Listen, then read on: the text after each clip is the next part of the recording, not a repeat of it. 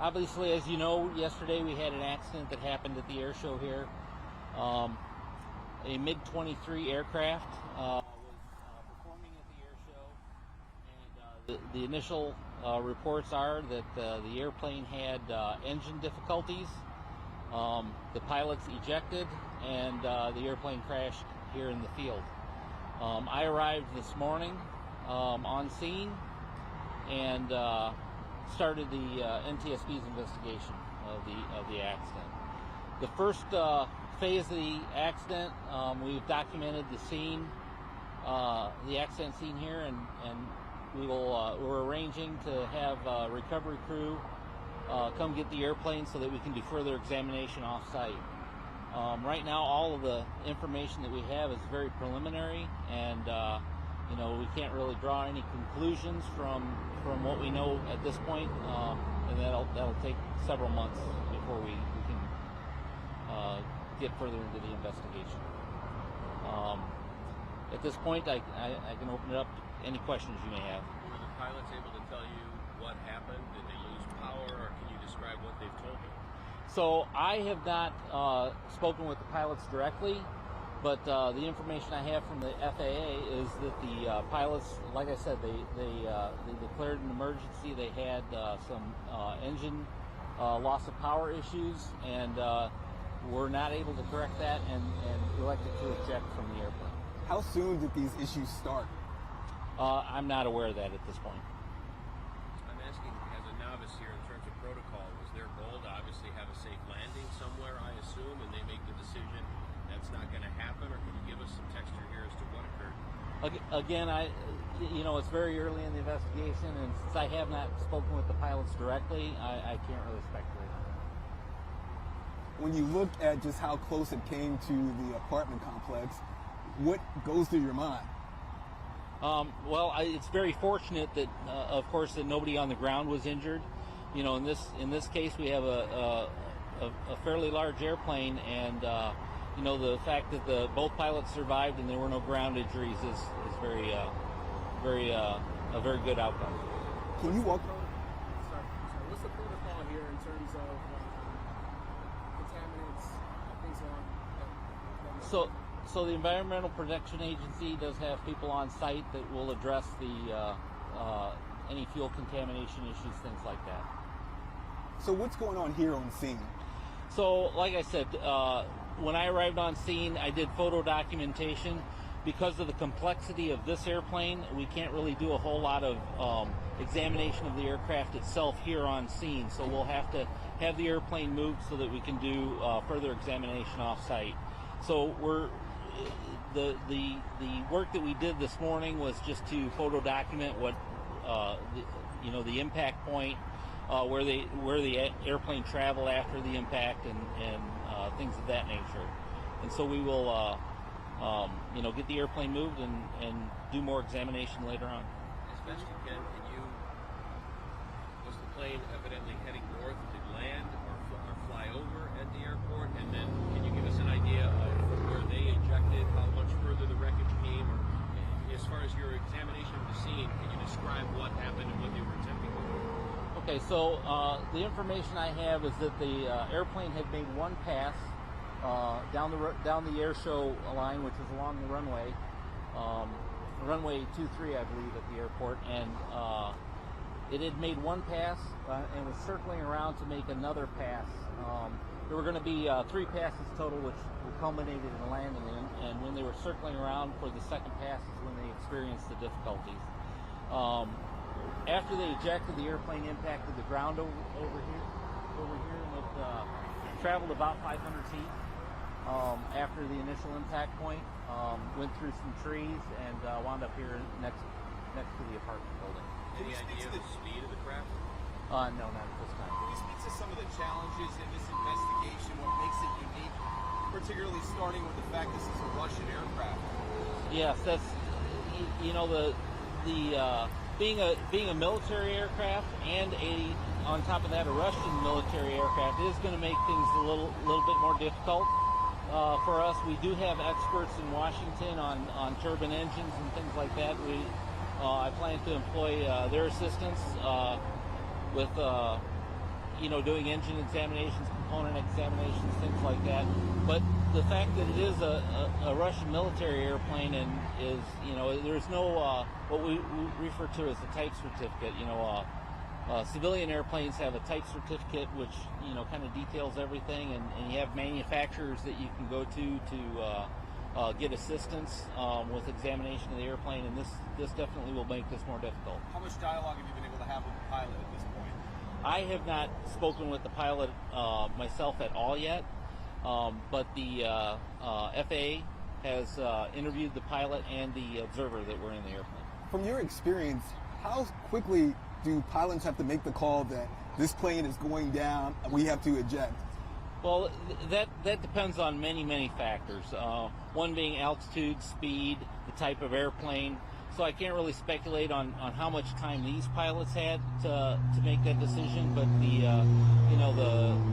all those different factors kind of play a role in that. So it varies from case to case. Can you speak to how remarkable it is that it did not take out this entire building here and cause more destruction? Yeah, the fact that it didn't hit the building directly, that's very fortunate, very fortunate. How large of a, if you can quantify debris field? I mean, obviously you see right here, but how large are you all searching? So the debris field, like I said, from the initial impact point to where the main wreckage came to rest by the apartment building here is about 500 feet long. So there's wreckage, smaller pieces of wreckage scattered all along that path. What are you able to ascertain from that video initially when you looked at it? What are your takeaways? I have only seen one video of the accident, and it was just very briefly. I came from the Chicago area last night, so I spent most of my time traveling rather than looking at videos, so I can't really speculate. How common are these accidents at air shows? I really can't.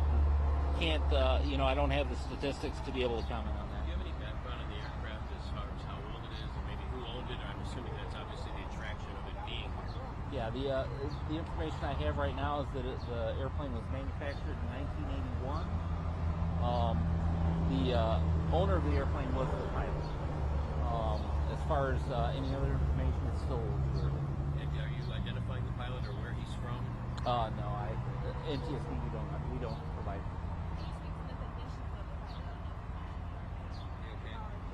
All I can say is that the pilot has serious but not life-threatening injuries. The observer had minor injuries. Is there any thought, and I know it's early, in regard to air shows and then traffic of aircraft over residential areas, is there a concern here? Was it any first impressions of if it was appropriate, inappropriate, where they were flying? Stuff happens. Help me. Yeah. No, we those will all be factors that we look at as the investigation goes on, but I can't really speculate on it right now. How much time do you anticipate something like this taking before you get definitive answers? So the way the NTSB process works is a preliminary report, which details some of the facts and circumstances. We know them will come out within about 10 days. However, the factual report and the probable cause could take up to 2 years for final reports. And forgive me if you've answered, but the fact that it's a Russian-made plane, does it make it more challenging? Oh yeah. Can you give us a little context to the layperson as to why that's a little more difficult? When we have an accident involving even Ford-made products that are supported by the manufacturers, we can get assistance from those manufacturers to assist us in our investigation. In this case, I'm not sure what kind of support we'll be able to get for basically a retired Russian military airplane.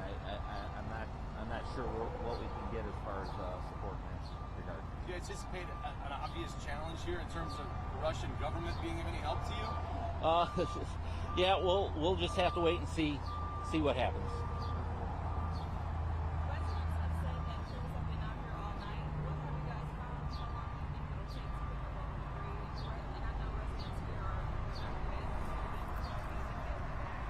So the information I have right now is that the earliest that the residents would be allowed back into the building would be tomorrow.